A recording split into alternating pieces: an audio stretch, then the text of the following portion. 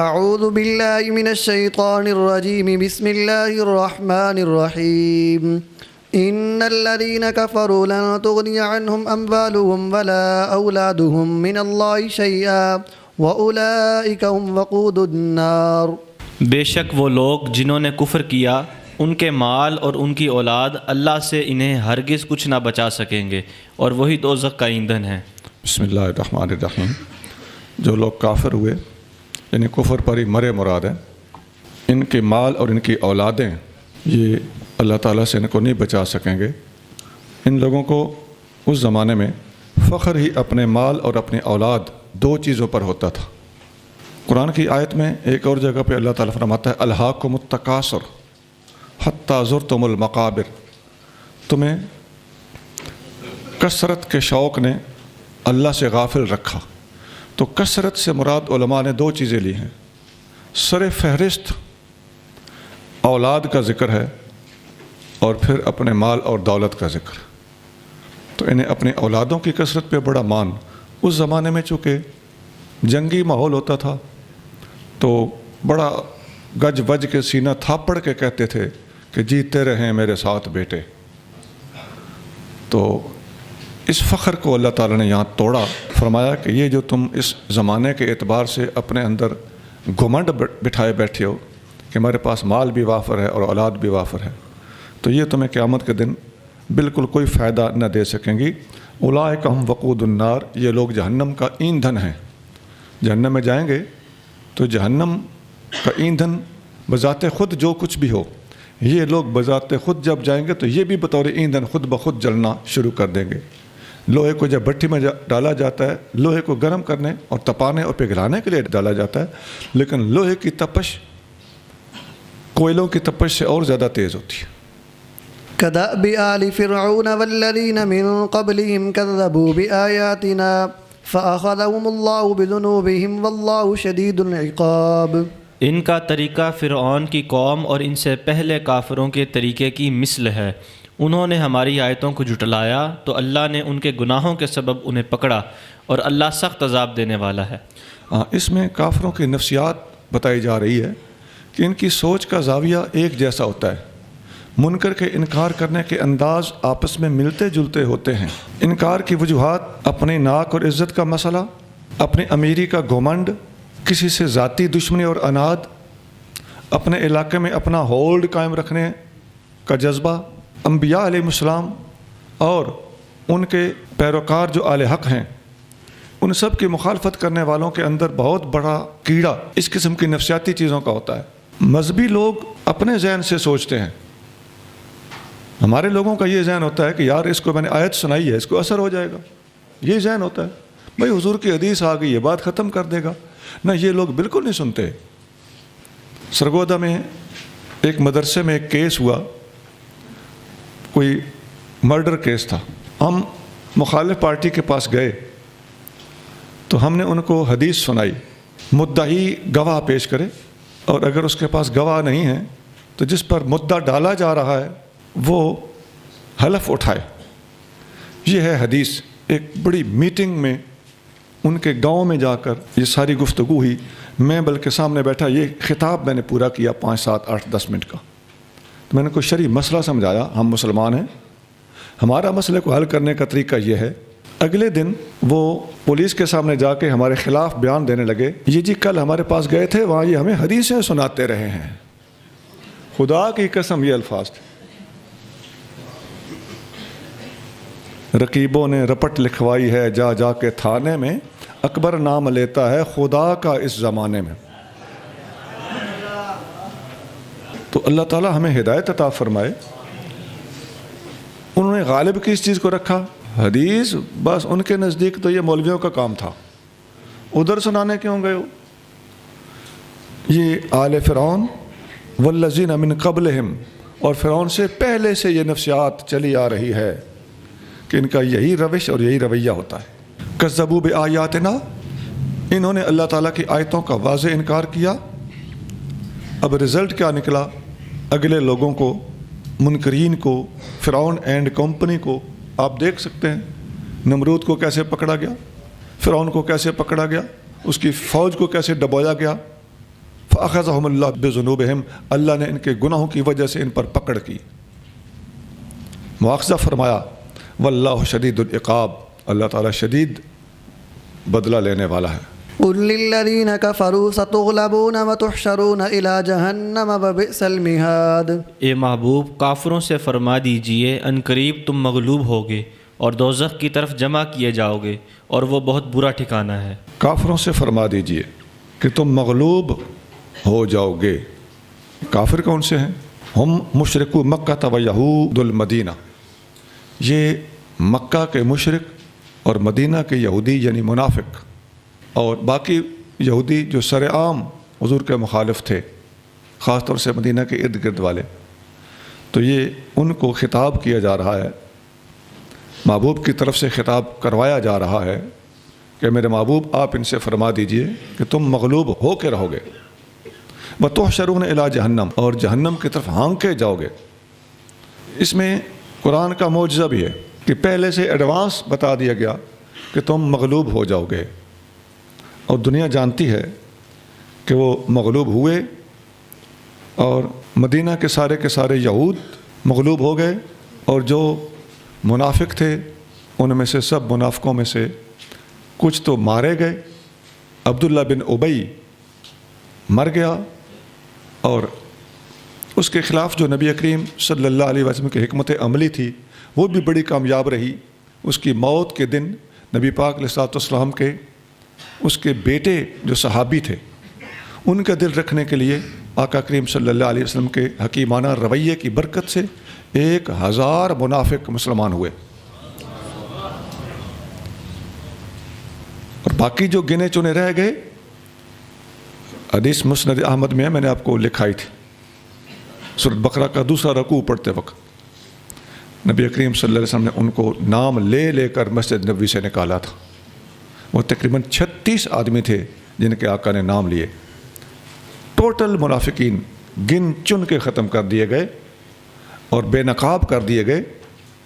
ایک بھی اگر 37واں بھی ہوتا تو حضور اس کا نام لیتے، تو کچھ مسلمان ہو گئے، کچھ مر گئے، کچھ اس طرح بے نقاب کر دیے گئے۔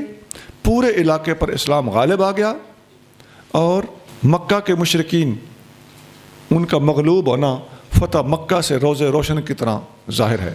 سب کے سب مسلمان ہو گئے، اور نبی کریم صلی اللہ علیہ وسلم نے 3 باتوں کا اعلان کیا کہ جو بھی اپنے گھر کا دروازہ بند کر لے گا ہم سمجھیں گے کہ پرامن آدمی ہے، اسے کچھ نہیں کہا جائے گا۔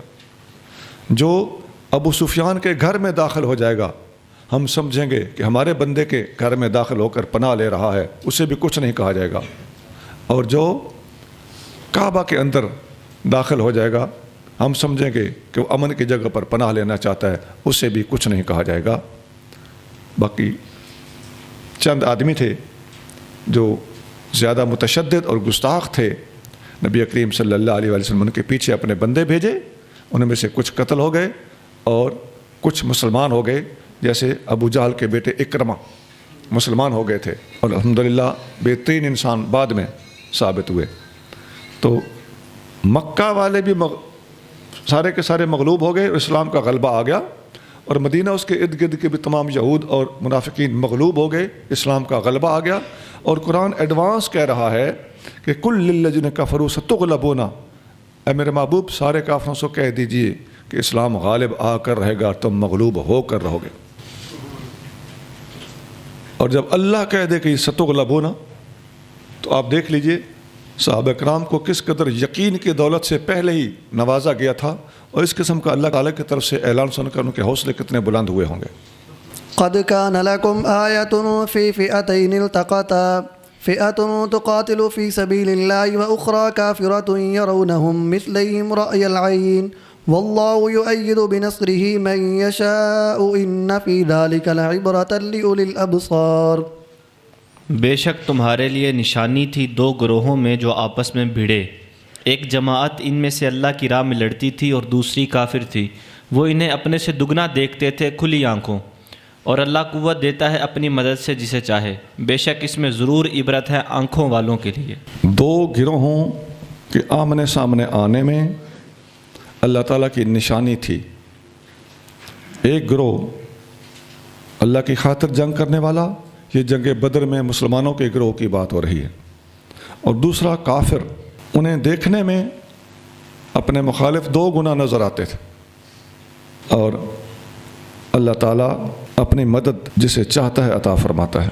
یہ جو جنگ بدر تھی اس کی تفصیل آگے آئے گی، لیکن ایک حدیث یہاں پر سنائی جا رہی ہے کہ سیدنا علی المرتضیٰ رضی اللہ تعالیٰ عنہ ارشاد فرماتے ہیں کہ لما قدمنا المدینۃ اصبنا من ثمارها فاجتبیناها واصابنا بها واکن، جب ہم مدینہ شریف میں پہنچے تو ہم نے یہاں کے پھل میوے کھائے، وہاں ہمیں تھوڑا بہت تکالیف اور آب و ہوا کے راس نہ آنے کی وجہ سے بخار وغیرہ ہوئے۔ نبی کریم صلی اللہ علیہ وآلہ وسلم کو یہ تشویش تھی، آپ بدر کے بارے میں معلومات حاصل کر رہے تھے۔ کان النبی یتخبر عن بدر فلما بلغنا ان المشرکین قد اقبلوا، جب ہم تک اطلاع پہنچی کہ مشرکین چڑھ آئے ہیں تو سارا رسول اللہ صلی اللہ علیہ وسلم الی بدر، نبی کریم صلی اللہ علیہ وسلم نے بھی بدر کا رخ فرمایا۔ وبدر بئر، بدر ایک کنویں کا نام ہے۔ فسبقنا المشرکین الیہا، ہم مشرکین سے پہلے بدر کے میدان میں پہنچ گئے۔ اس کی ایک وجہ یہ تھی کہ مکہ سے بدر پہنچنا جتنا فاصلہ ہے، مدینہ شریف سے بدر پہنچنا وہ فاصلہ کم تھا، تو صحابہ کرام کو نبی کریم صلی اللہ علیہ وسلم کو بدر نسبتاً قریب پڑتا تھا۔ وہاں 2 آدمی دیکھے گئے، ایک مکہ کا قریشی تھا اور دوسرا عقبہ بن ابی معیط کا غلام تھا، آزاد کردہ غلام۔ تو وہ جو قریشی تھا وہ تو بھاگ گیا، وہ جو عقبہ کا آزاد کردہ غلام تھا وہ پکڑا گیا۔ ہم اس سے پوچھنے لگ گئے کہ یہ جو تمہارے بندے آ رہے ہیں لشکر لے کر وہ کتنے ہیں؟ وہ کہتا تھا ہم واللہ کثیر عددہم شدید باسہم، اللہ کی قسم وہ تعداد میں بہت زیادہ ہیں اور شدت میں بڑے سخت ہیں۔ مسلمان پوچھتے کہ ہمیں تعداد بتاؤ تو وہ نہیں بتاتا تھا، حتیٰ کہ مسلمانوں نے اسے پیٹا بھی، وہ پھر بھی نہ بولا۔ نبی کریم صلی اللہ علیہ وسلم کے پاس اس کو پکڑ کے لایا گیا، آپ صلی اللہ علیہ وآلہ وسلم نے اس سے فرمایا کمل قوم، فوج کتنے بندوں کی ہے؟ پھر اس نے وہی عدد کہا کہ جی اللہ کی قسم وہ بہت زیادہ ہیں اور شدید باس والے ہیں۔ نبی کریم صلی اللہ علیہ وسلم نے اپنے طرف سے پورے سوال جواب کی کوشش کی، لیکن وہ بندہ اگلا کچھ نہیں۔ تو آپ علیہ الصلوۃ والسلام نے ایک طریقہ اختیار فرمایا کتنے اونٹ ذبح کرتے ہو؟ اس نے کہا 10۔ نبی پاک علیہ الصلوۃ والسلام نے فرمایا ان کی تعداد 1000 ہے، اس لیے کہ ایک اونٹ 100 بندوں کے لیے کافی ہوتا۔ نبی کریم صلی اللہ علیہ وآلہ وسلم ساری رات اللہ سے دعائیں مانگتے رہے، اور آپ یہ اللہ کی بارگاہ میں عرض کرتے تھے اللہم انکا ان تہلک ہذہ الفئۃ لا توبد، اے اللہ اگر یہ مختصر سی مسلمانوں کی جماعت کو آج تو نے ہلاک کر دیا تو دنیا میں تیرا نام لینے والا کوئی نہ رہے گا۔ کفار کا لشکر پہنچ گیا، میں اختصار سے کام لے رہا ہوں۔ سب سے پہلے کافروں نے میدان جنگ میں، جنگ کا طریقہ کار ہوتا تھا، انہوں نے اپنے تگڑے بندے لانچ کیے، اتارے، فوج ادھر کھڑی ہے، فوج ادھر کھڑی ہے، درمیان میں میدان ہے، میدان میں انہوں نے 3 بندے للکارنے کے لیے بھیجے۔ عتبہ بن ربیعہ جو تھا وہ جنگ لڑنے سے اپنے ساتھیوں کو منع کر رہا تھا۔ عتبہ بن ربیعہ وہ ان کو شرافت اور مسلمانوں کو اپنے خونی رشتہ دار سمجھنے کی بنا پہ جنگ کرنے کے حق میں نہیں تھا، لیکن اس کی کسی نے نہ سنی، اگرچہ وہ نہیں کہ فوج میں آیا ہوا تھا۔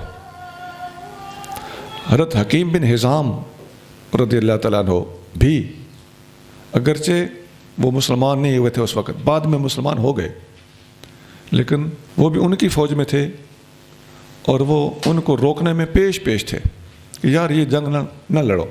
بڑی شریف طبیعت تھی، حضرت خدیجہ الکبریٰ رضی اللہ تعالیٰ عنہ کے چچا زاد بھائی تھے۔ انہوں نے کہا جی جابو نا عتبہ بن ربیعہ، کہ عتبہ تو بزدل ہو گیا ہے، ہمیں جنگ سے روکتا ہے۔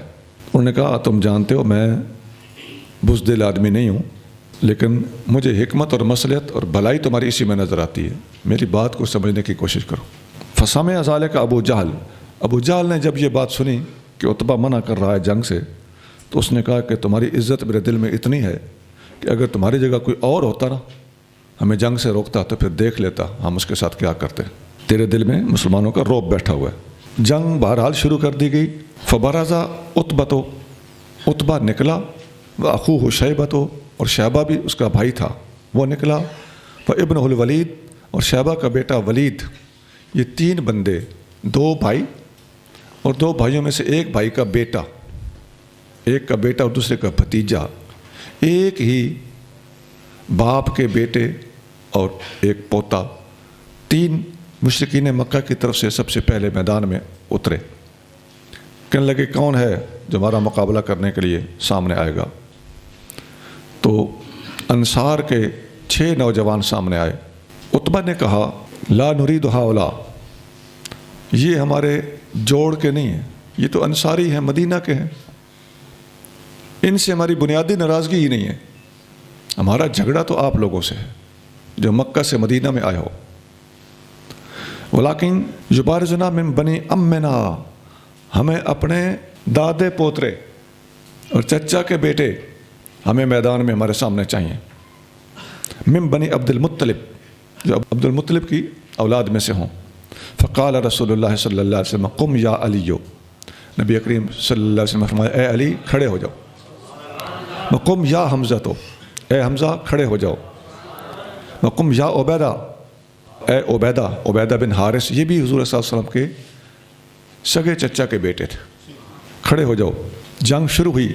فقتل اللہ تعالیٰ عتبہ و شیبہ بنی ربیعت، تو اللہ تعالیٰ نے عتبہ اور شیبہ کو جو ربیعہ کے بیٹے ہیں، والولید بن عتبہ، ان تینوں کو قتل کیا، اور مسلمانوں کا نقصان اتنا ہوا کہ جرح عبیدہ، تو حضرت عبیدہ بن حارث زخمی ہو گئے۔ مسلمانوں نے کافروں کے 70 بندے قتل کیے اور 70 بندے قیدی کیے۔ آگے لمبی حدیث ہے، آج کے اس آیت کو پڑھتے وقت اتنا سارا ہی کافی ہے۔ آگے ان میں سے جو قیدی ہوئے وہ کون کون تھے، ان کے ساتھ کیا کیا معاملات ہوئے، وہ انشاءاللہ تعالیٰ وَلَقَدْ نَصَرَكُمُ اللَّهُ بِبَدْرٍ وَأَنْتُمْ أَذِلَّةٌ، یہ آیت آگے آئے گی، اس موقع پر یہ باتیں بیان کی جائیں گی۔ یہ حدیث مسند احمد میں ہے، حدیث نمبر 948 ہے۔ تو یہ حدیث بھی ہم نے اس مناسبت سے یہاں جنگ بدر کے حوالے سے وہاں کے پورے واقعہ میں سے ایک سلیکشن کی ہے، تاکہ جو قرآن کی اس آیت میں بیان ہوا ہے فئتین التقطا، 2 گروہ جو آپس میں آمنے سامنے ہوئے تھے، اس مختصر بیان کی مختصر سی وضاحت یہاں آ جانی چاہیے تھی۔ زين للناس حب الشهوات من النساء والبنين والقناطير المقنطرة من الذهب والفضة والخيل المسومة والأنعام والحرث ذلك متاع الحياة الدنيا والله عنده حسن المآب۔ لوگوں کے لیے آراستہ کی گئی ان کی خواہشوں کی محبت، عورتوں سے، بیٹوں سے، سونے اور چاندی کے جمع کیے ہوئے خزانوں سے، اور نشان کیے ہوئے پسندیدہ گھوڑوں سے، اور مویشیوں اور کھیتی سے، یہ سب کچھ سامان ہے دنیا کی زندگی کا، اور اللہ ہی کے پاس اچھا ٹھکانہ ہے۔ زینا، مزین کی گئی ہے، کیوں؟ للابتلاء، امتحان کے لیے۔ دنیا کے اندر بہت سی چیزیں سجا دی گئی ہیں تاکہ انسان کو آزمایا جائے۔ کن کن چیزوں سے؟ عورتوں سے، محبوب اولادوں سے، ڈھیروں ڈھیر چاندی اور سونے کے خزانوں سے، اور نشاندار گھوڑوں سے، مویشیوں سے، کھیتیوں سے۔ یہ ٹوٹل ہوئیں 6 چیزیں۔ حب الشہوات من النساء، نمبر 2 والبنین، نمبر 3 والقناطیر المقنطرۃ من الذہب والفضہ، نمبر 4 والخیل المسومہ، نمبر 5 والانعام، نمبر 6 والحرث، کھیتیاں۔ یہ اینڈ پہ کیا فرمایا؟ فرمایا ذالک متاع الحیات الدنیا، یہ دنیا میں ہی رہ جائیں گی، یہ دنیا کی متاع ہے، دنیاوی زندگی کا سامان ہے، وقتی چیزیں ہیں۔ واللہ عندہ حسن المآب، اصل زندگی آخرت کی ہے، اور اس کے پاس جو ٹھکانہ ہے وہ بہترین ٹھکانہ ہے۔ قرآن کی آیت تو بتا ہی رہی ہے، اللہ کا کلام ہونے کی وجہ سے ہمارا اس پر ایمان ہونا ہی چاہیے، لیکن کیا یہ تجرباتی چیز نہیں ہے کہ واقعی جو جاتا ہے سارا کچھ یہاں چھوڑ کے چلا جاتا ہے؟ غور کیا کیجئے عزیزان گرامی، آپ نے نئی نئی کالونیاں بنتی ہوئی دیکھی ہوں گی، اللہ کے فضل کی بات الگ ہے، لیکن عام شام آپ نے دیکھا ہوگا کہ نئی کالونیوں میں ایک باہر کے ملک میں رہنے والا آدمی جدید ترین سہولیات کو دیکھ کر، بڑا سا گیٹ باہر لگا ہوا دیکھ کر اور لالا زار کا بورڈ دیکھ کر وہاں پر لمبا چوڑا پلاٹ خریدتا ہے اور لمبی تڑنگی بلڈنگ بناتا ہے، طرح طرح کی سہولیات سے اس کو سجاتا ہے، اور آپ نے کثرت سے دیکھا ہوگا کہ سارا کچھ مکمل ہونے کے بعد یا ابھی تکمیل کے مراحل میں ہوتا ہے تو صاحب فوت ہو جاتے ہیں اور باقی سارے معاملات خواتین کے اور بچوں کے سپرد ہو جاتے ہیں اور ان کے زوال کا دور شروع ہو جاتا ہے۔ یہ میں نے کثرت سے دیکھا ہے، شاید آپ نے اس طرف توجہ نہ کی ہو، ہم توجہ کم کرتے ہیں۔ اور مثال لیجئے، آپ نے دیکھا ہوگا کہ ہمارے نوجوان محبتوں کی پینگیں چڑھاتے ہیں، طرح طرح کی عیش و عشرت کے سامان بناتے ہیں، اپنے وقت میں عمر میں طرح طرح کی غذائیں، خوراکیں، ایکسرسائزیں کرتے ہیں، تو سمجھتے ہیں کہ شاید ہمیشہ میں نے جوان ہی رہنا ہے۔ عزیزان گرامی، بندے جب بوڑھے ہوتے ہیں تو آپ یقین کریں کہ اکثر بوڑھے اپنے جوانی پر پچھتاتے ہیں، اپنے رویوں پر، اپنے کردار پر، اپنے ترک شریعت پر اس وقت شرمندگی ہوتی ہے۔ یہ دنیا کے اندر کھلی آنکھ سے دیکھنے والی کتاب ہے جس کو پڑھنے کی ضرورت ہے۔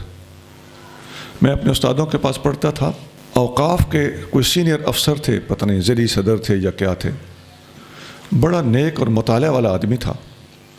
وہ میرے استادوں کے پاس کبھی کبھی ملنے آتا تھا، استاد لیٹ ہوتے تو میری ان کے ساتھ بیٹھک تھوڑی سی ہو جاتی، تو میں بالکل بچہ تھا، وہ مجھے کہتے تھے بیٹا یہ استادوں کے پاس قرآن پڑھ رہے ہو؟ میں اس وقت تفسیر یہ ہم نے دورے کی شکل میں نہیں پڑھی، میں نے ایک ایک آیت کر کے استادوں سے پڑھی، ایک آیت شاید کبھی 2 ہو جاتی ہوں گی، ایسے کچھ تھا۔ تو پھر میں گھر جاتا تو تقریباً 15-20 تفسیریں میرے دائیں بائیں کھلی ہوتی، میں ان کا مطالعہ کرتا، ایک آیت کو میں اتنی تحقیق اور تفصیل سے پڑھتا تھا۔ تو مجھے کہنے لگے یہ تم بڑی محنت کرتے ہو، لیکن میرا مشورہ یہ ہے کہ یہ کتاب پڑھو، ضرور پڑھو، ایک کتاب میں تمہیں اور بھی بتانا چاہتا ہوں۔ میں نے کہا کیا؟ کہنے لگا یہ کائنات ایک کھلی کتاب ہے، اس پر بھی غور کیا کرو۔ ایک اور مثال دیتا ہوں، ہر بندے کا تجربہ ہوتا ہے اور بندے دیکھتے ہیں، ہم غور نہیں کرتے۔ آپ قبرستان میں جاتے ہوں گے، ہر بندہ جاتا ہے نا، قبروں کی زیارت کو جاتے ہیں، تو میں ادھر جا کے دیکھتا ہوں، میں اکثر دعا تو کرتا ہی ہوں، وہ جو طریقہ ہے عبرت حاصل کرنے کا، میں ایک طریقہ عرض کر رہا ہوں۔ میں وہاں جا کے قبروں کے سرانے، بعض قبروں کے سرانے کتبے لگے ہوتے ہیں، وہ میں پڑھتا رہتا ہوں۔ یہ ایس پی صاحب ہیں، یہ کرنل صاحب ہیں، یہ چودھری صاحب ہیں، یہ ملک صاحب ہیں، یہ راجہ جی ہیں۔ تو پیاری امی جان، پیارے ابو جان، یہ بھی لکھا ہوتا ہے۔ کسی کی قبر پہ کوئی شعر لکھا ہوتا ہے، کسی کی قبر پہ کوئی آیت لکھی ہوتی ہے۔ عزیزان گرامی، غور کرنے کی بات ہے۔ ایم این اے ہے تب بھی، اور شاہی مسجد کے ساتھ کسی کا مزار ہے تب بھی، سردار عبدالرب نشتر ہے تب بھی، اور سکندر حیات ہے تب بھی، لیاقت علی خان ہے تب بھی، گردن کے بل پڑا ہے، جسے پنجابی میں کہتے ہیں گاٹے پرنے۔ سونا ہماری اوقات تو یہی کچھ۔ اللہ تعالی ہمیں موت کو یاد رکھنے کی توفیق عطا فرمائے۔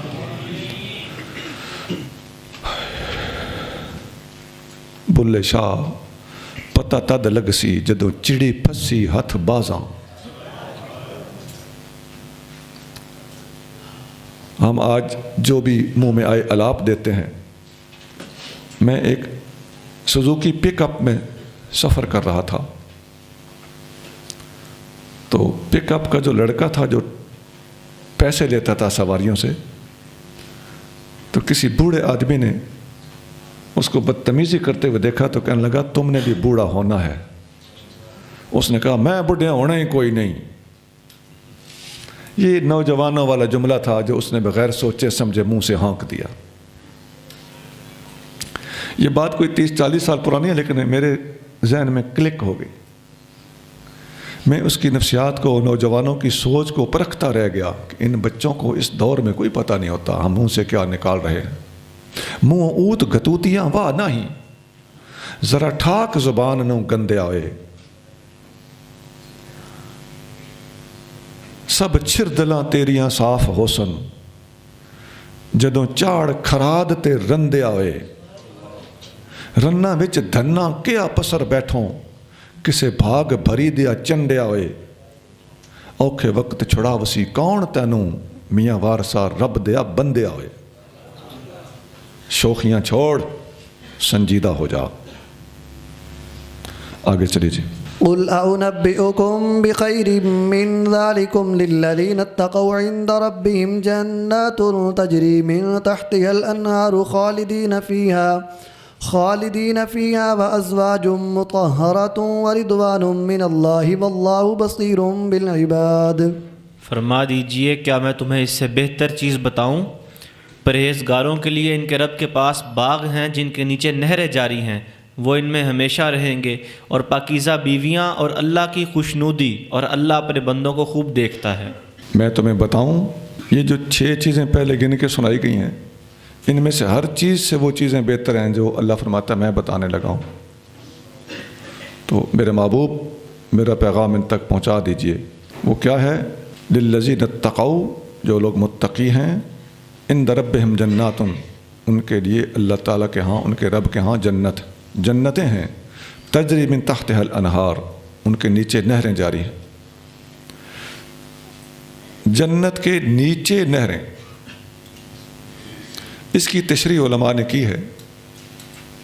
علماء فرماتے ہیں کہ جیسے ایک جگہ اونچی ہوتی ہے اور ساتھ ہی ایک جگہ نیچے ہوتی ہے، جیسے لوگ پہاڑی علاقے میں گھر بناتے ہیں تو گھر پہاڑی کے اوپر ہے اور ان کے پہاڑی کے تھوڑا نیچے آگے کر کے فرنٹ پہ صحن ان کا وہ تھوڑا نیچے ہوتا ہے یا زیادہ نیچے ہوتا ہے، تو اونچ نیچ کا یہ فرق ہے۔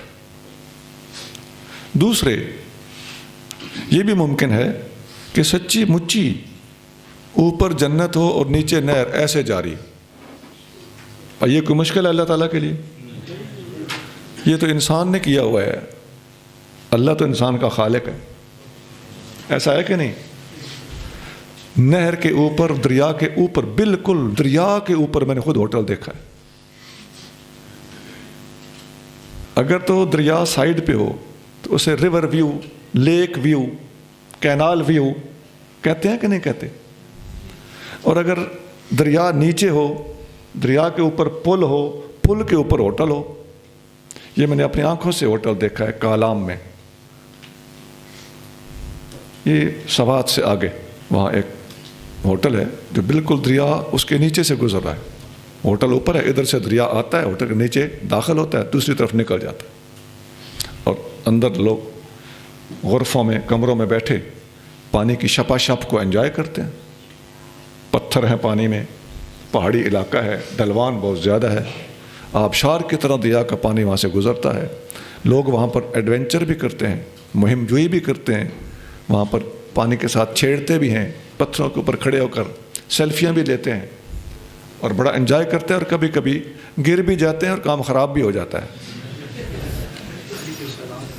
لیکن جنت میں گرنے شرنے والا سسٹم نہیں ہوگا، اور یہ چیزیں اگر دنیا میں ہیں تو آخرت میں ان کا ہونا، کوئی سوال کرتا ہے کہ مسلمانوں کی کتاب میں تو اوپر جنت اور نیچے نہریں ہیں، تو اس کا ہم آج بھی کھلی آنکھوں سے ثبوت ان لوگوں کو دکھا سکتے ہیں۔ عزیزان گرامی، یہ جو ہماری چومکھی جنگ ہے اس میں ہمیں اس طرح کے سوالات کا سامنا کرنا ہوتا ہے اور ہم نے ان کے معقول جواب دینا ہوتے ہیں۔ الذين يقولون ربنا إننا آمنا فاغفر لنا ذنوبنا وقنا عذاب النار. وہ پرہیزگار جو کہتے ہیں اے ہمارے رب بے شک ہم ایمان لائے تو ہمارے لیے ہمارے گناہوں کو بخش دے اور ہمیں دوزخ کے عذاب سے بچا. وہ لوگ کہتے ہیں جو لوگ متقی ہیں. اُنَبِّئُکُم بِخَیْرٍ مِّن ذَلِکُم لِلَّذِینَ اتَّقَوْا. یہ متقین کی صفت بیان ہو رہی ہے جن کے لیے جنتیں ہیں، نہریں ہیں، ازواج ہیں، پاک عورتیں ہیں، اللہ کی رضا ہے، سب کچھ ہے. تو یہ لوگ کہتے ہیں دنیا کے اندر رہتے ہوئے کہ اللہ ہم ایمان لائے، فاغفر لنا، ہماری مغفرت فرما، وقنا عذاب النار، اور ہمیں آگ کے عذاب سے محفوظ فرما. اب اگلی آیت پڑھی.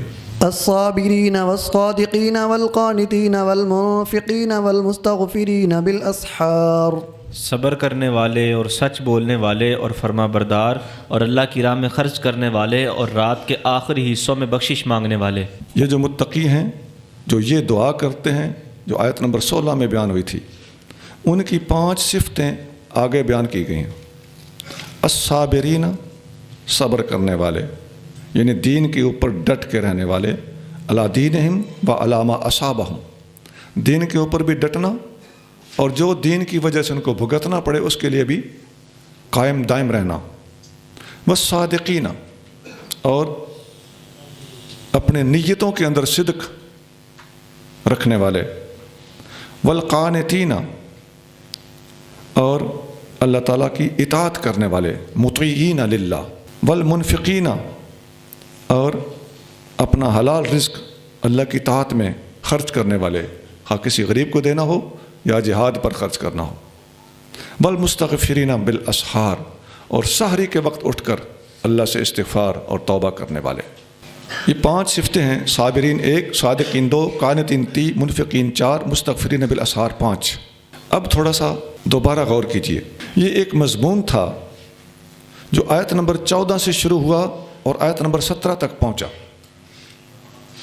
زُیّنَ لِلنَّاسِ سے بات شروع ہوئی تھی اور یہاں مستغفرین بالاسحار تک بات آ کے مکمل ہوئی ہے. ایک مضمون کی طرح اس بات پر نظر ثانی کیجئے. اب میں آپ کو حدیثیں سنانے لگا ہوں اس ایک مضمون کے بارے میں. جس دنیا کے اندر چیزیں سجا دی گئی ہیں ان کے بارے میں حدیثیں ہیں.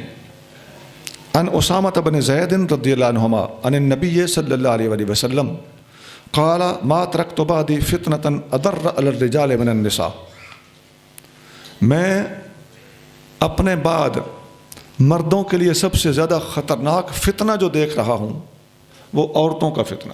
حدیثوں میں آتا ہے کہ النساء حبائل الشیطان، عورتیں شیطان کی رسیاں ہیں، ان کے ذریعے سے ڈورا پھینکتا ہے. آپ ان حدیثوں کی اگر ایمان کی نگاہ کے ساتھ قدر کریں گے تو آپ حیران رہ جائیں گے کہ واقعی ایسا ہے. بہت زیادہ لوگ اگر پھسلے ہیں تو اس سے.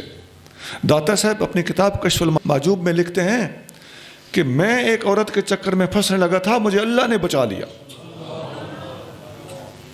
سب سے زیادہ خطرناک فتنہ مردوں کے لیے عورت ہے. بخاری حدیث نمبر 5096. ہاں باقی رہ گئے جائز طریقے سے شادی اور ارینجڈ میرج اور مہذب طریقے سے ماں باپ کو راضی رکھ کے نکاح کرنا یا شریعت کے مطابق اور اخلاقیات اور اسلامی روایات کے مطابق نکاح کرنا، وہ بہت اچھا ہے ماشاءاللہ. اس کے بارے میں حدیث سن لیجئے. عن ابن عباس رضی اللہ تعالیٰ عنہ قال علیہ سعید بن جبیر. حضرت ابن عباس نے اپنے شاگرد سعید بن جبیر جو تابعی ہیں ان پر سوال کیا، هل تزوجت، آپ نے شادی کی ہے؟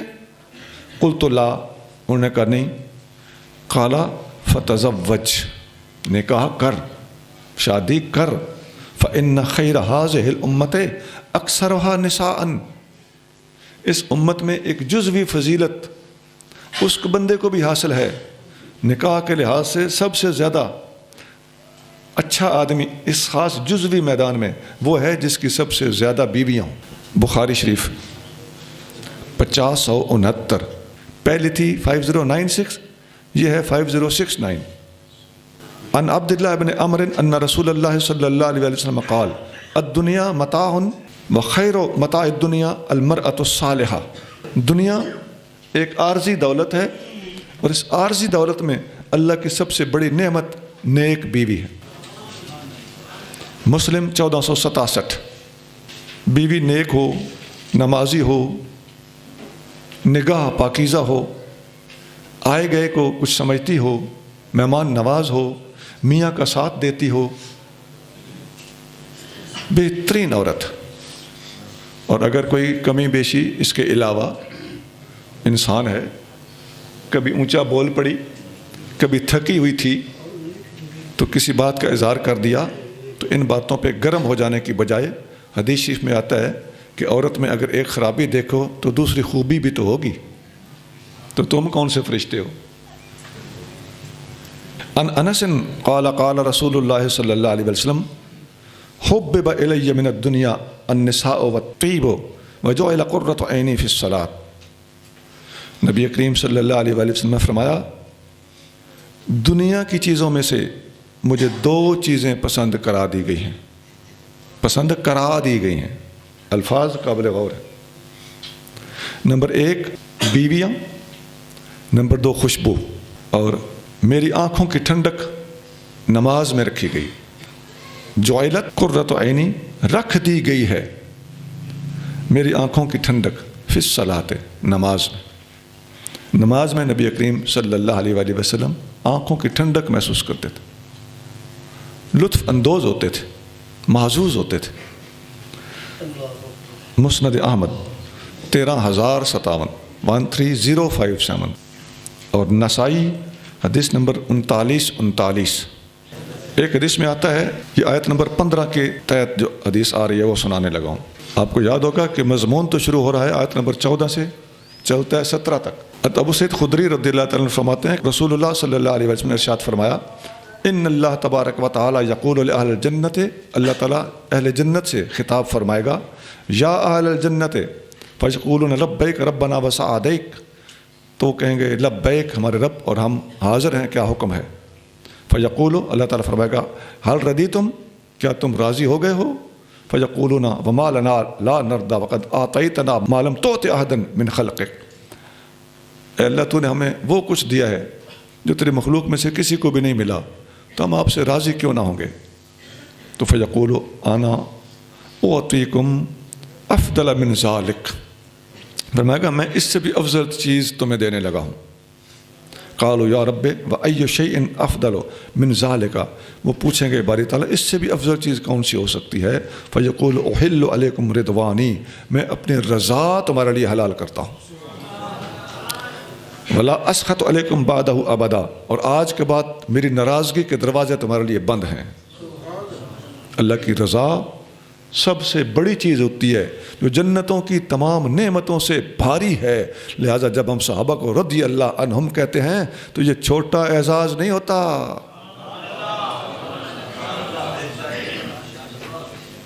بخاری حدیث نمبر 6549 6549، مسلم حدیث نمبر 2829 2829۔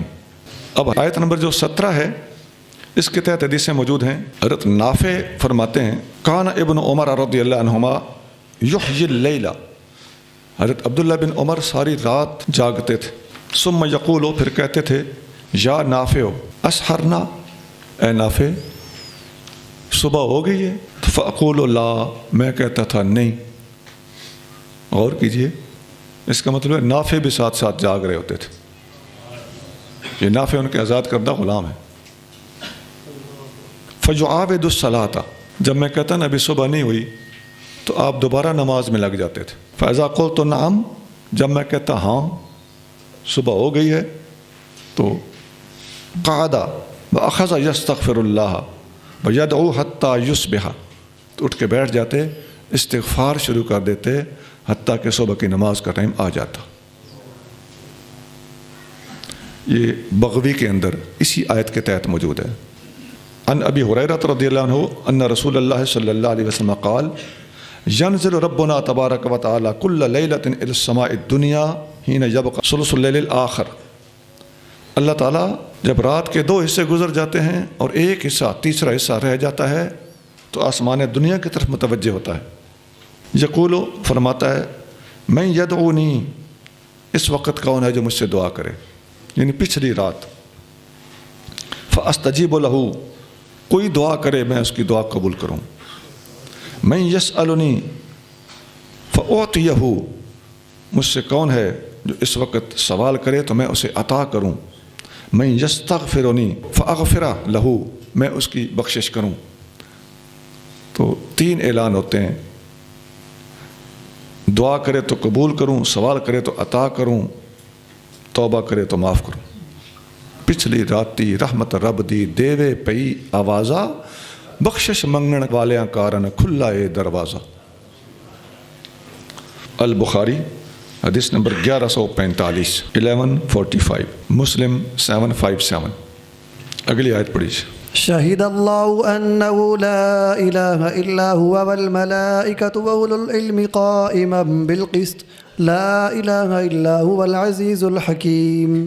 اللہ نے گواہی دی کہ اس کے سوا کوئی معبود نہیں، اور فرشتوں نے اور علم والوں نے عدل سے قائم ہو کر اس کے سوا کوئی معبود نہیں، بہت عزت والا، بڑی حکمت والا. اللہ نے گواہی دی ہے کہ اللہ کے سوا کوئی معبود نہیں، اور فرشتوں نے گواہی دی ہے کس کی؟ اسی بات کی. اور اولو العلم نے اسی بات کی گواہی دی ہے جو انصاف پر قائم ہیں. کس کی؟ اسی بات کی. گواہی ایک ہے، لا الہ الا اللہ. گواہی دینے والے 3 قسم کے ہیں. ایک معبود کی اپنی ذات، نمبر 2 تمام فرشتے، نمبر 3 علم والے لوگ، اہل علم. لا الہ الا هو العزیز الحکیم، اس کے سوا کوئی معبود نہیں، وہی غالب ہے، حکمت والا ہے. یہ علماء لکھتے ہیں کہ قرآن کے اندر سب سے بڑی گواہی یہی ہے، کیونکہ جو گواہی اللہ دے، شاہد اللہ، اور اللہ کی گواہی اور بھی جگہ پر موجود ہے. وَكَفَى بِاللَّهِ شَهِيدًا، اللہ کی گواہی کافی ہے. وہ تو وہاں بھی ہے، لیکن یہاں کیا ہے؟ اللہ کی گواہی، تمام فرشتوں کی گواہی اور تمام علماء کی گواہی. یہاں وزن زیادہ ہے. اللہ وہاں بھی ہے، اللہ کی گواہی یہاں بھی ہے، لیکن اس جگہ پر تمام فرشتے اور تمام علماء چونکہ شامل کیے گئے ہیں، لہٰذا یہاں علماء نے یہ فیصلہ کیا ہے کہ یہ اعظم و شہادت فی کتاب اللہ، اللہ کی کتاب کے اندر پائی جانے والی سب سے اعظم اور عظیم ترین اور بڑی گواہی یہی ہے.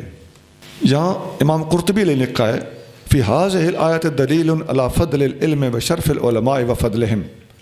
اس آیت میں علماء کی فضیلت اور علماء کا شرف اور علم کی فضیلت اور علم کا شرف موجود ہے. کیوں؟ فإنه لو كان أحد أشرف من العلماء لقرنهم الله باسمه واسم ملائكته كما قرن اسم العلماء. اگر علماء سے اونچا بندہ دنیا میں کوئی ہوتا تو اللہ تعالیٰ نے جس طرح علماء کا نام اپنے اور فرشتوں کے بعد رکھا ہے، اس چوتھے طبقے کا بھی اللہ تعالیٰ یہاں نام ضرور لیتا. یہی طرز استدلال ہے نا کہ النبیین والصدیقین والشہداء والصالحین کے ساتھ کوئی 5واں طبقہ بھی ہوتا تو اللہ تعالیٰ وہاں نام ضرور لیتا. تو یہ دیکھ لو، یہاں بھی وہی طرز ہے، وہی فکر ہے، وہی سوچ ہے کہ یہاں اللہ تعالیٰ جل شانہ نے ان 3 طبقوں میں علماء کو بھی شمار کیا ہے. اور یہی علم ہے جس کو اللہ نے اتنی فضیلت دی ہے. وقال فی شرف العلم لنبیہ صلی اللہ علیہ وسلم، اللہ نے علم کے شرف اور عظمت کی وجہ سے ہی اپنے محبوب کو یہ حکم دیا ہے، وقل رب زدنی علما، اے میرے محبوب دعا کیا کریں، اے اللہ میرے علم میں اضافہ فرما. فلو کان شیء اشرف من العلم لامر اللہ تعالی نبیہ ان یسألہ المزید منہ. اگر علم سے اوپر کوئی چیز ہوتی تو اللہ تعالیٰ اپنے محبوب کو اس چیز کے مانگنے کا حکم دیتا. کما امر ان یستزیدہ من العلم، جس طرح اللہ نے اپنے محبوب کو علم میں اضافہ مانگنے کی، دعا کرنے کا حکم دیا ہے. ان کثیر بن قیس رضی اللہ عنہ، کثیر بن قیس کہتے ہیں، کنت جالسا مع ابی الدرداء فی مسجد دمشق، میں شام میں دمشق کی مسجد میں حضرت سیدنا ابو درداء جلیل القدر صحابی ہیں، میں ان کے پاس مسجد میں بیٹھا ہوا تھا.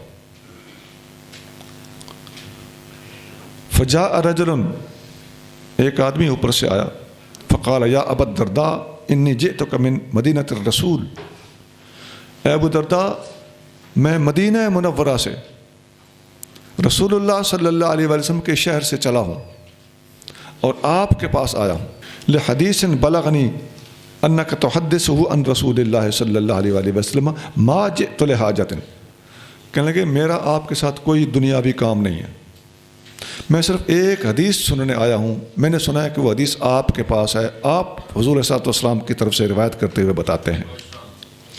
اتنا لمبا سفر ایک حدیث کے لیے، اور چلے کہاں سے؟ علم کے مرکز سے، اور شام پہنچے، دمشق شام میں ہے نا۔ قال، انہیں پھر بتائی وہ حدیث، انہوں نے کہا میں سنا دیتا ہوں۔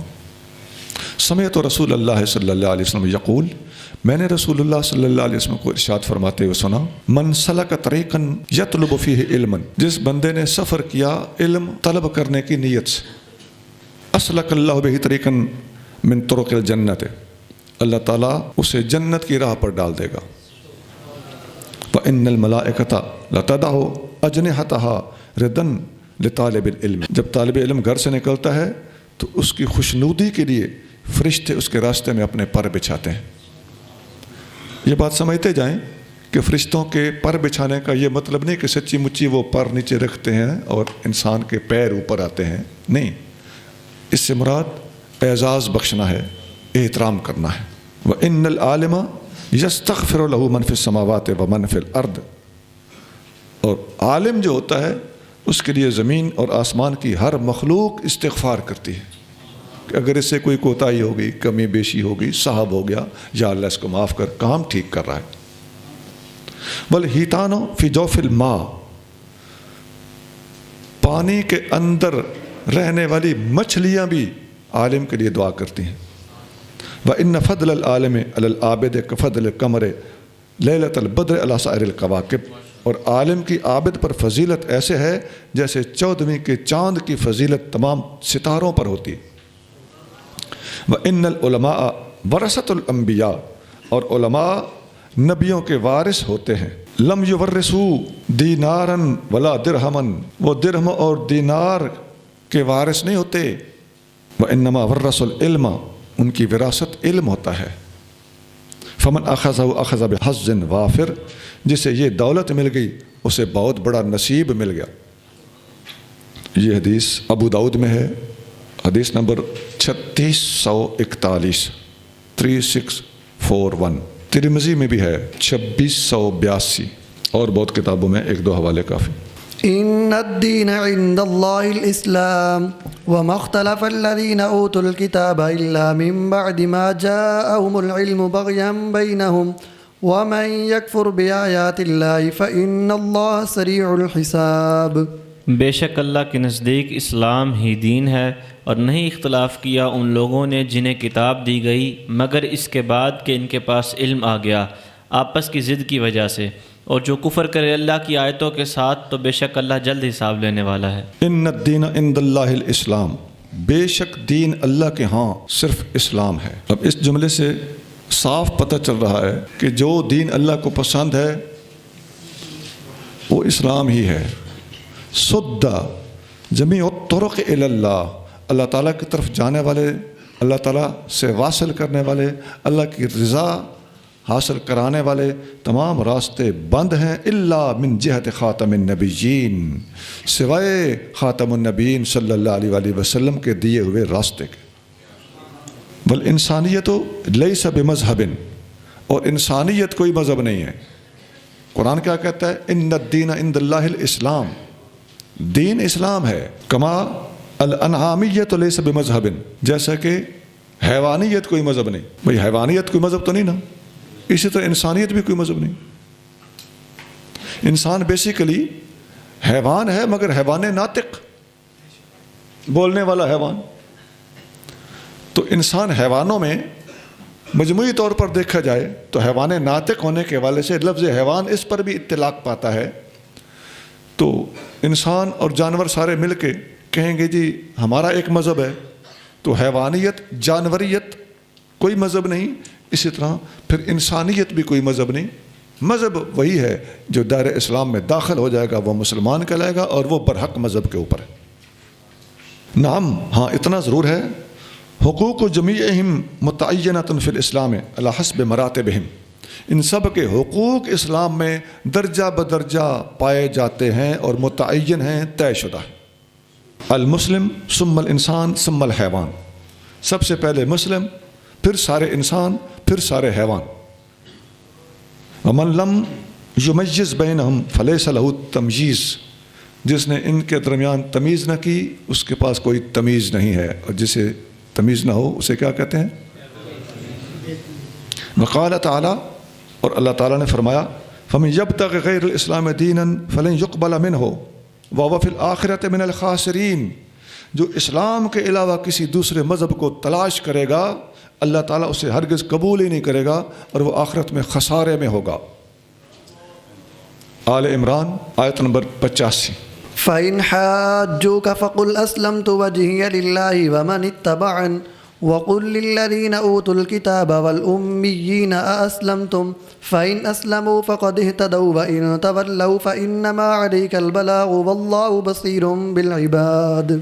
پھر اے محبوب اگر وہ آپ سے جھگڑیں تو فرما دیجئے میں نے اپنی گردن اللہ کے لیے جھکا دی اور ان لوگوں نے بھی جو میرے پیرو ہوئے، اور فرما دیجئے اہل کتاب اور ان پڑھ لوگوں سے کہ کیا تم نے اپنی گردنیں جھکائیں؟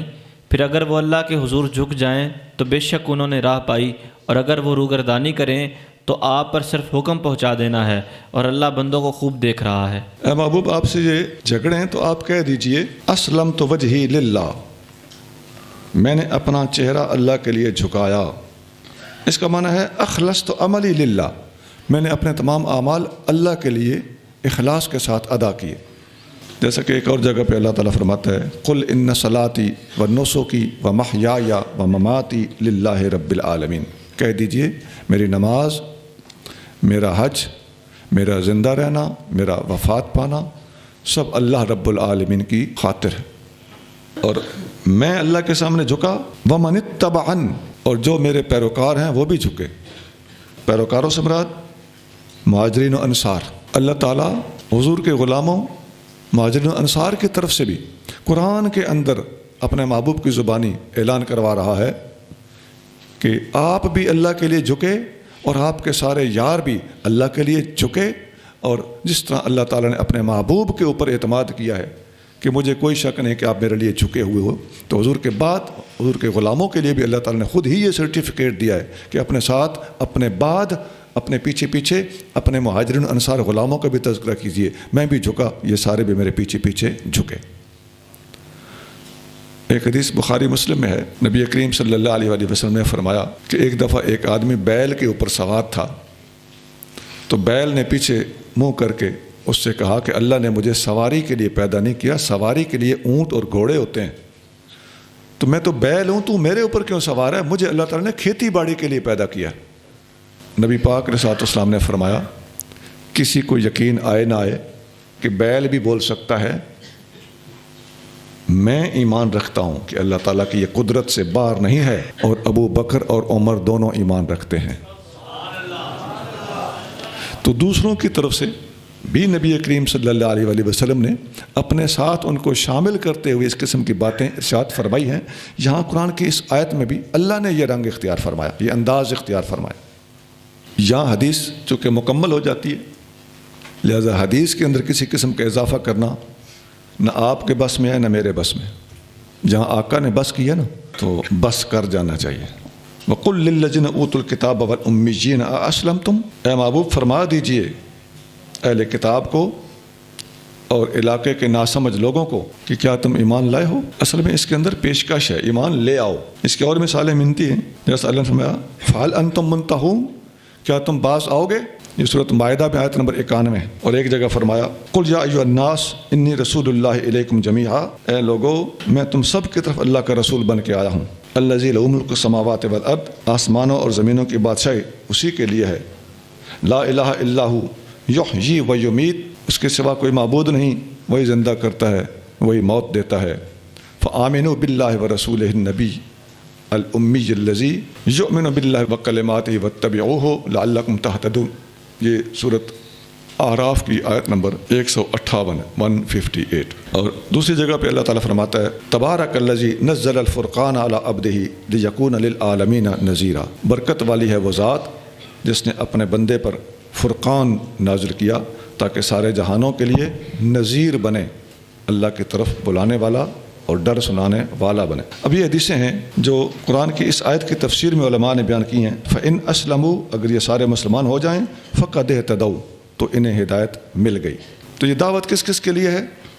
قرآن دوسرے مقامات پر کہہ رہا ہے کہ دعوت ساری کی ساری انسانیت کے لیے. پیچھے ایک آیت گزری ہے فَإِنْ آمَنُوا بِمِثْلِ مَا آمَنْتُمْ بِهِ فَقَدْ اهْتَدَوْا. اے محبوب اگر یہ آپ کے سارے مخالف ایمان لے آئیں جس طرح کہ آپ کے صحابی ایمان لائے ہیں تو یہ ہدایت پا گئے. سورۃ بقرہ آیت نمبر 137. ایک اور مسئلہ یہاں سے واضح ہوتا ہے کہ اس آیت فَإِنْ أَسْلَمُوا فَقَدْ اهْتَدَوْا، ان الفاظ پہ غور کیجئے. اگر یہ لوگ اسلام لے آئیں تو ہدایت پا گئے. اہتدوا ماضی ہے، کنفرم ہو گئی. ہدایت ان کی کس چیز سے کنفرم ہوئی؟ اسلام لانے سے. اب چومکھی جنگ کا ایک اور پہلو ہے. ایک ٹولہ وہ ہے جو کہتا ہے جی اسلام لانا منافقت ہے اور ایمان لانا اصل چیز ہے، اور وہ اپنے آپ کو مسلم نہیں کہتے، مومن کہتے ہیں. اہل سنت کو وہ مسلمان کہتے ہیں، اپنے آپ کو مومن کہتے ہیں. قرآن کہتا ہے ان اسلموا، اگر اسلام لے آئیں تو ہدایت کنفرم ہو گئی. یہاں سے واضح ہو گیا فلا فرق بین الاسلام والایمان، اسلام اور ایمان میں کوئی فرق نہیں ہوتا. من اسلم فقد اہتدی، جو مسلمان ہو گیا اسے ہدایت مل گئی. ومن آمن فقد اہتدی، جو ایمان لے آیا اسے بھی ہدایت مل گئی. تو اسلام بھی ہدایت ہے، ایمان بھی ہدایت ہے. اور انما علیک البلاغ، اے محبوب آپ کے ذمے پیغام پہنچا دینا ہے، یعنی پکڑ کے ہدایت دینا آپ کے ذمے ہم نے نہیں لگایا. ان ابی ہریرہ ان رسول اللہ صلی اللہ علیہ وآلہ وسلم قال، حضرت ابو ہریرہ رسول اللہ صلی اللہ علیہ وآلہ وسلم سے روایت کرتے ہوئے فرماتے ہیں کہ ارشاد فرمایا والذی نفس محمد بیدہ لا یسمع باحد من هذه الامة یہودی ولا نصرانی ثم یموت ولم یؤمن بالذی ارسلت به الا کان من اصحاب النار. اللہ کی قسم کہ یہودی ہوں یا عیسائی ہوں، میرے جتنے لوگ مخاطب ہیں ان سب میں سے جو میرے پیغام پر ایمان نہ لایا تو میرا پیغام پہنچ جائے اور ایمان پھر بھی نہ لائے تو فرمایا الا کان من اصحاب النار، وہ سیدھا جہنمی ہوگا. حدیث مسلم شریف میں، حدیث نمبر 153 153. إن الذين يكفرون بآيات الله ويقتلون النبيين بغير حق ويقتلون الذين يأمرون بالقسط من الناس فبشرهم بعذاب أليم. بے شک جو لوگ کفر کرتے ہیں اللہ کی آیتوں کے ساتھ اور قتل کرتے ہیں نبیوں کو ناحق اور قتل کرتے ہیں ان کو جو لوگوں میں سے انصاف کا حکم دیتے ہیں تو انہیں خوشخبری سنا دیجیے دردناک عذاب کی. بے شک جو لوگ کفر کرتے ہیں اللہ کی آیتوں کا کفر کرنا یہ تو ان کے معمول کی بات تھی، لیکن اس سے بڑھ کر جو 2 قدم اٹھاتے ہیں ان کا اللہ تعالیٰ جل شانہ نے اس سے بھی زیادہ نوٹس لیا ہے. وہ کیا؟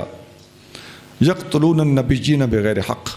نمبر 1، نبیوں کو بلا وجہ شہید کرتے تھے. اگلی بات وَيَقْتُلُونَ الَّذِينَ يَأْمُرُونَ بِالْقِسْطِ مِنَ النَّاسِ، اور جو دوسرے علماء اور مبلغین میں سے بھی نبیوں کے جو پیروکار تھے، ان کے غلام تھے، ان کے معاون تھے، جو حق کی طرف دعوت دیتے تھے، ان کو بھی قتل کرتے تھے. تو فبشرہم بعذاب علیم، ان دونوں ٹولوں کو، نبیوں کے قاتل ہوں یا نبیوں کے امتی جو دین کے پرچاری ہیں ان کے قاتل ہوں، میں دونوں کو عذاب علیم کی خوشخبری دے دو. یہاں خوشخبری توہین کے معنی میں استعمال کیا گیا ہے. جیسے قرآن میں ایک جگہ آتا ہے ذق انک انت العزیز الکریم، قیامت کے دن کہا جائے گا اب چکھ، تو بڑی شان والا ہے، عزت والا ہے، کرامتوں والا ہے. چکھ ہوگا عذاب تو کہا جائے گا مزے لے.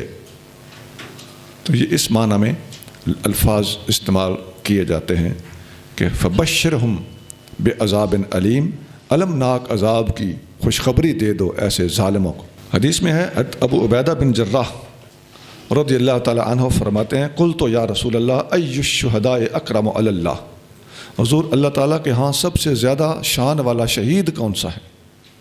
قال رجل قام الی امیر جائر فامرہ بمعروف ونہاہ عن منکر فقتلہ، فرمایا ایک آدمی جو ظالم حکمران کے سامنے، امیر کے سامنے کھڑا ہو جائے، اسے نیکی کا حکم دے، برائی سے روکے، فقتلہ، وہ اسے جواباً قتل کر دے۔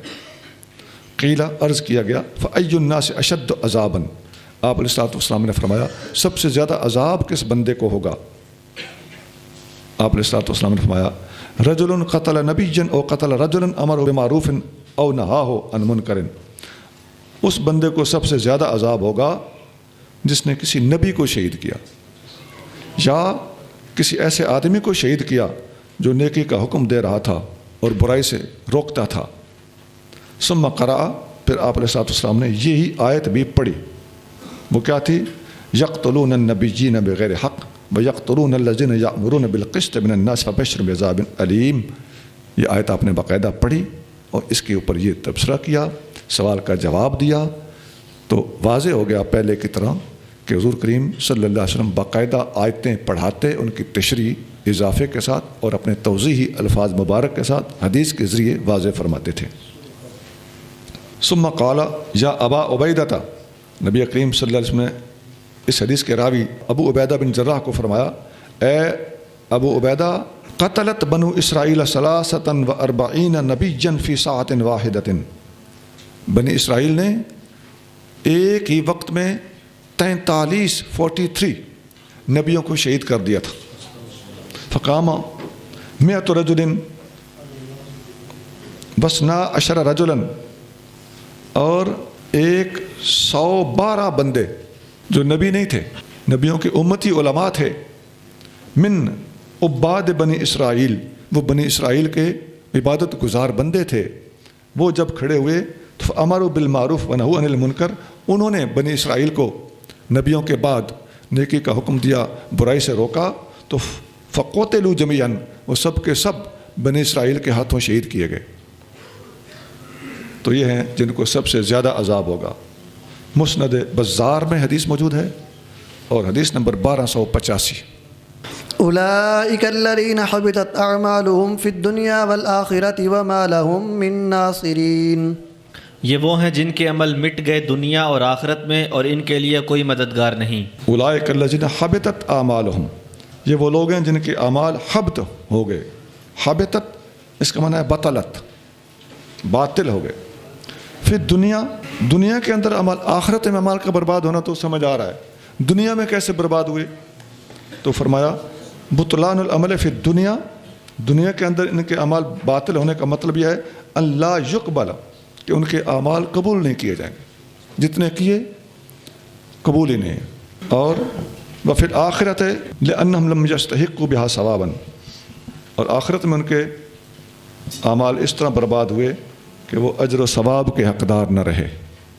ألم تر إلى الذين أوتوا نصيبا من الكتاب يدعون إلى كتاب الله ليحكم بينهم ثم يتولى فريق منهم وهم معرضون، کیا آپ نے ان کو نہ دیکھا جنہیں کتاب کا حصہ ملا، وہ اللہ کی کتاب کی طرف بلائے جاتے ہیں تاکہ فیصلہ کرے کتاب ان کے درمیان، پھر ان میں سے ایک گروہ روگردانی کرتے ہوئے پھر جاتا ہے۔